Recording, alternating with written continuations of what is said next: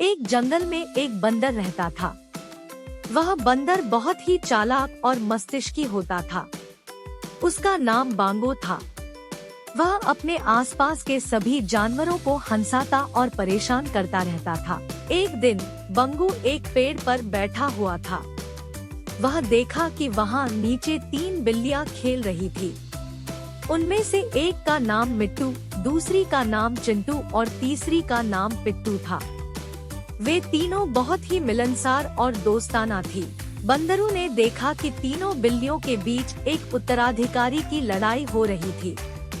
मिट्टू, चिंटू और पिट्टू को एक नाराज बंदर की करना था, जो उनकी साम्राज्य के लिए सही नहीं था। बंगू ने यह सभी देखकर सोचा, यह एक अच्छा मौका है।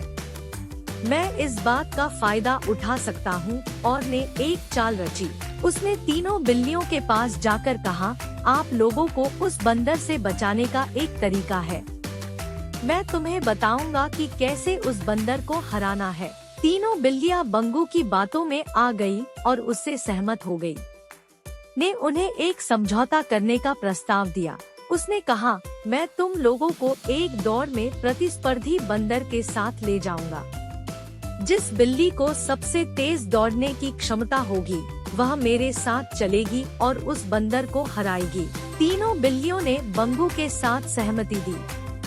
बंगू ने एक दौड़ का आयोजन किया। तीनों बिल्लियों की राजीव दौड़ शुरू हो गई। बंगू ने बिल्लियों के पास जाकर कहा, मैंने तुम्हें एक सीख सिखाई है। अब तुम लोगों को उस बंदर को हराने की जिम्मेदारी है। तीनों बिल्लियां बंदर के पास पहुंची। वहां उन्हें एक पर्याप्त अवसर मिला।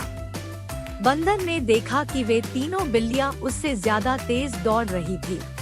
तीनों बिल्लियां खुशी खुशी घर लौट आईं। उन्होंने बंदर को हरा दिया और सभी को अपनी साहसिकता की कहानी सुनाई। तीनों बिल्लियां खुशी खुशी घर लौट आईं। उन्होंने बंदर को हरा दिया और सभी को अपनी साहसिकता की कहानी सुनाई।